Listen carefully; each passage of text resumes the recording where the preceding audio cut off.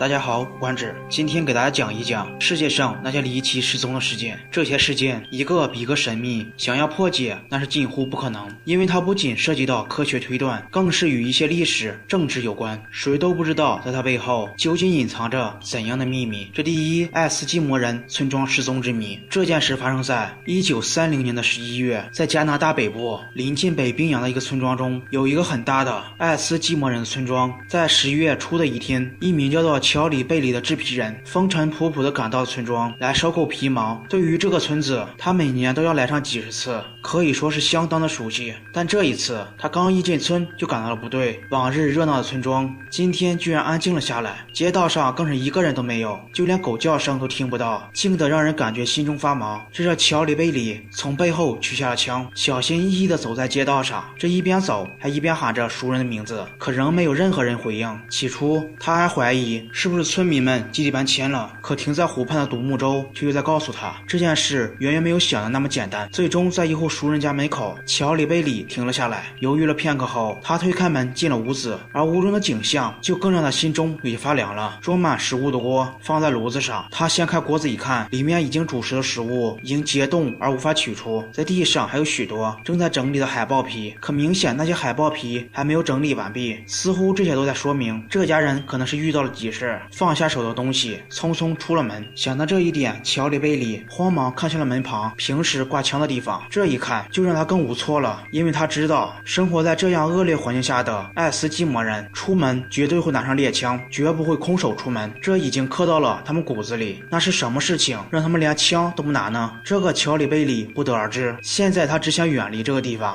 而更让他毛骨悚然的是，在一棵树下，他发现了几只早已饿死的狗，这些狗的身上都有绳子，显然是被主人拴住的。而爱斯基摩人一向把狗看作是自己最亲密的伙伴，无论发生什么事情，他们也不会让伙伴就这样活活饿死。那么这个地方究竟发生什么事？这个乔里贝里怎么想也想不通。他匆匆赶回了城里，把这件事告诉警察。得到这个消息后，警察局长派出了10多人赶到了村子进行调查。可这不仅没有解开人们心中的疑惑，反而疑点更多了，因为在村子里以及周边，他们并没有发现搏斗的痕迹，这也排除了外来袭击的可能。而诡异的是，在调查到村子里的墓地时，他们发现所有的坟墓竟然都被人打开了，遗体也遭到了移动。但爱斯基摩人对死者非常尊重，像揭开墓碑这类的事是绝不会发生的。可以说这其中有很多地方非常矛盾。如果真是某些事情爱斯基摩人匆忙撤离了村庄，那为什么不带走猎枪，不带走猎犬？要知道这些都是他们生活的保障，而那些坟墓又是谁挖开的？如果是爱斯基摩人想带走亲人的遗体，那为何到最后又放弃了这一打算？可以说这一切都是个谜，没有人知道这里曾经到底发生了什么。2. 美国第5纵队消失事件。这件事比起爱斯基摩人失踪之谜可以说是更加的神秘。它发生在1915年8月12号，在一片树林中，有一支250人左右的部队正在进行战斗，他们冲进了树林与敌人厮杀。但奇怪的是，这一支队伍竟然就这样神秘失踪了，所有人再也没有见过他们。有目击者说，在战斗进行中，有一片云彩飘到了树林上空，可等到这片云散去，第5大队就消失不见了。事后相关的负责人派人对这片区域进行了仔细搜索，但都没有发现任何踪迹，只有一片杂乱的脚印，似乎在证明这里曾经有人来过。而这支部队在进入森林后，仿佛就凭空消失了一样。有人猜测，很可能是当云飘到森林上空的时候，他们就被敌军俘虏了。可云聚集起来的时间并不长，要想在这么短的时间内将一支全副武装200多人队伍俘虏，根本就不可能。那么他们究竟去哪儿了？这个也成为了一个谜团。3. 百慕大龙三角。百慕大我们都知道，它可以说是全球皆知的神秘海域，无数轮船、飞机都在那片区域神秘失踪了，没有人能解开那里的谜团。而其实在太平洋也有这样一个危险海域，被人们称为龙三角，它位于日本海域内，300年来很多渔船都在那个地方神秘消失了。据说在1975年，有一艘2万吨的巨轮沉没在了龙三角，30名船员中仅有2人生还，这2人还是被爆炸声震落掉到了海中，这才活了下来。但对此许多专家都十分的不解，如果是因为爆炸造成轮船沉没的话，在海面上一定会留下许多碎片，但之后人们在海上搜寻却没有找到任何残骸。而据传言，日本一架侦察机在龙三角上空执行任务时，曾经发过一份简短的电报，电报上是这样说的：天空发生怪事，天空打开了。随后电讯就戛然而止，这架飞机也失联了，机上全部人员也随之消失，这也让很多人猜测龙三角可能存在时空隧道，它会把飞机、轮船传送到陌生的地方，甚至还有人把龙三角和亚特兰蒂斯神话或是外星人联系起来。他们猜测那些失踪人口是被外星人或者是史前神秘人捉走了。当然，这些也都是人们的猜测，真假没有办法证实。但不可否认，在龙三角区域内确实有很多人遭遇到了不测，没有人知道他们到底去了哪里。而类似的失踪事件，其实世界上还有不少，比如1711年在西班牙战争期间，4000多名士兵离奇失踪，当时西班牙政府派出了数千人进行搜索，但始终没有找到这些士兵。再比如14岁少年神秘失踪事件，当时一名叫做巴尔莱克的少年在学校的操场上踢球，一脚成功把球踢进球门后，正当人们为他欢呼时，巴尔莱克当着众人的面竟然一下失去了踪影，没有人能解释得清楚这到底是怎么回事。好了，我叹为观止，那我们下期再见。